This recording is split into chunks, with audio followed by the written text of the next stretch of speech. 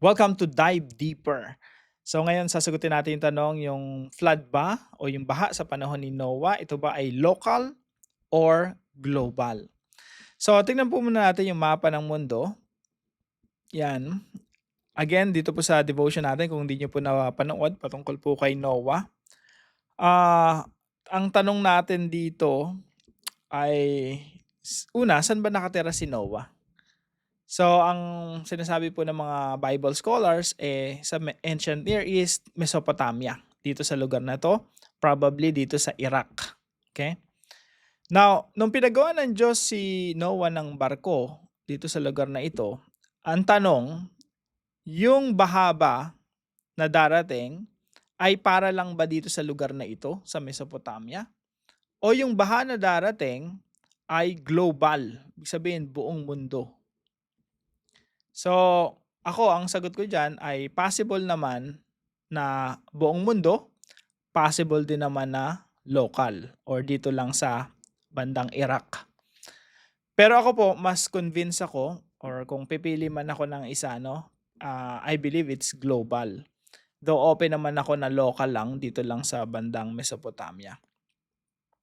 Now, ano po bang sinasabi ng mga scholars bakit local lang? Well, sinasabi nila kasi hindi naman kasi ang mga tao naman during that time nandito lang naman sa area na 'to, eh. So, sabi nila wala pa naman tao nun sa Pilipinas. Bakit pati yung Pilipinas madadamay dun sa baha? So, isa lang 'yan sa napakaraming mga arguments. Actually, itong video na 'to hindi ko naman i-a-argue yung both sides. Kasi, we only have a few minutes.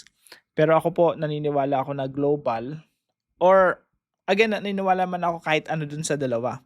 Pero mas inclined lang ako maniwala na global siya. And I believe na nagkaroon talaga ng changes doon sa landscape ng mundo, yung itsura ng mundo natin na ito, nagkaroon talaga ng pagbabago. Siguro nung time ni Noah, ano lang 'to, tingin ko lang, hindi pa ganito talaga yung itsura ng mundo during that time. Possible na yung tubig, nasa loob pa lang ng nasa ilalim pa lang ng lupa. Kasi sabi ron sa Bible, binuksan ng Diyos lahat ng mga bukal, eh. Kaya naglabasan yung mga tubig at, tingin ko possible, depende sa mga theories po 'yan. Ako, theory lang naman 'to 'no. Ah, Tingin ko yun yung dahilan kung bakit ganito na yung itsura ng mundo. Halos lahat puro tubig yung makikita mo. Konti lang yung land mass, mas marami, mas cover siya ng tubig. Kasi sabi sa Bible, hindi lang naman ulan yung nagpabaha. Binuksan ng Diyos pati yung mga bukal. So I think kung tama man yung teorya na yun, no, maraming mga Christians and mga theologians po ang naniniwala na global. Marami din naman na local. So kung global yung flood, that means pati yung Pilipinas during that time lumubog, no?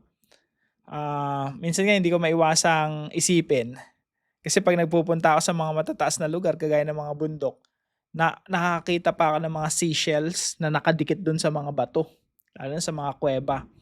Kapag pumunta ka nga sa Sagada, sa kuweba ng Sagada dun kung nakarating na kayo dun 'no, kahit yung mga seashells makikita niyo nakadikit dun sa kuweba, eh, napakadami. So, dito sa Pilipinas, minsan nagpupunta ako sa matataas na lugar, nakikita ko 'yun. Well, marami namang explanations patungkol do'n, pero ako possible na, parte pa 'yun ng global flood during the time of, Noah. So, kung interested po kayo sa topic na 'yan 'no, global ba 'yan o local, may mga implication din po kasi 'yan lalo na sa siyensya, sa pag-aaral ng geology. Um, May implication po 'yan sa pag-aaral ng kahit yung mga dinosaurs 'no, mga fossils. So, kung interested po kayo diyan, puwede niyo pong i-research 'no. Now, dumako po tayo sa pangalawang tanong. Why do you think it was hard for Noah to obey God for so many years? Why was it worth it? Bakit, sa tingin ninyo, ito po yung discussion question natin dun sa devotion 'no, bakit napakahirap kay Noah na sumunod sa mga panahon na yun? Kasi isipin mo nga naman yung mga tiyuhin mo, lolo mo si Methuselah, at mga tao sa paligid mo, preach ka ng preach tapos hindi sila naniniwala sa'yo. Meron ngang movie nito, I think si Jim Carrey yung gumanap or nakalimutan ko na. Parang Bruce Almighty yata yun or I don't know. Don't quote me for this, di ko nakalimutan ko na. Pero may ganung movie na wala talaga naniniwala sa kanya, kinausap siya ng Diyos, no? Parang sa panahon ni Noah. Meron pa isang movie patungkol din yun doon kay Noah, pero iba yung storyline.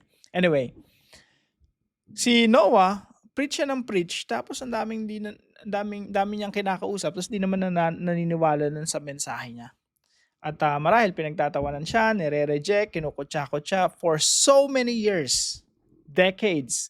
Pwedeng mga 50 to 100 years siyang nangangaral. Walang naniniwala sa kanya. Kasi po, ang naligtas lang si Noah at yung kanyang pamilya. 8 in all. Si Noah, asawa niya, Ham, Shem, Japet, tsaka yung kanya-kanyang asawa ng 3 niyang anak. So, ilan sila lahat? 8. Yun lang ang naligtas sa napakatagal niyang pangangaral. Kaya I think, napakahirap talaga kay Noah yon na sumunod sa Panginoon during that time. Pero, it's worth it. It's worth it.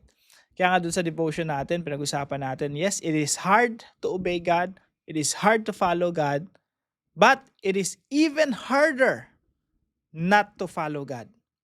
Mahirap ang sumunod sa Diyos kasi nga, yung iyong pananampalataya, masusubok, matetest yan. Pero mas mahirap hindi sumunod sa Diyos because of judgment. Kasi merong kahatulan sa mga taong sumusuway at hindi sumusunod sa kalooban ng Diyos. So, choose your heart wisely. Piliin mo kung ano yung mahirap. Mahirap sumunod sa Diyos, pero tama. Mahirap hindi sumunod sa Diyos, pero mali. Pareho lang mahirap, pero piliin na natin yung tama. So, let me end with this. Sa devotion po natin, meron tayong isang puntos doon, no, sa application. Anticipate the testing of your faith. So, once pinili mo yung tama, sumunod sa Diyos, asahan mo na rin, expect mo na rin na masusubok ang iyong pananampalataya. Hindi ko pa alam yung mga sitwasyon natin, mga kapatid, pero kung ikaw man ay nagtatapat at sumusunod sa ating Diyos, asahan mo na masusubok ang iyong pananampalataya. But I want to assure you that your choice, that what you're doing right now, when you keep obeying God, that is the right thing to do. At sabi po sa Biblia, sino mang nananampalataya sa Diyos ay hindi mapapahiya dahil merong vindication. Papatunayan ng Diyos na tama ang iyong pananampalataya. Yun lamang po, pagpalain po kayo ng ating Panginoon. See you po tomorrow 5 a.m. dito po sa ating Daily Devotions.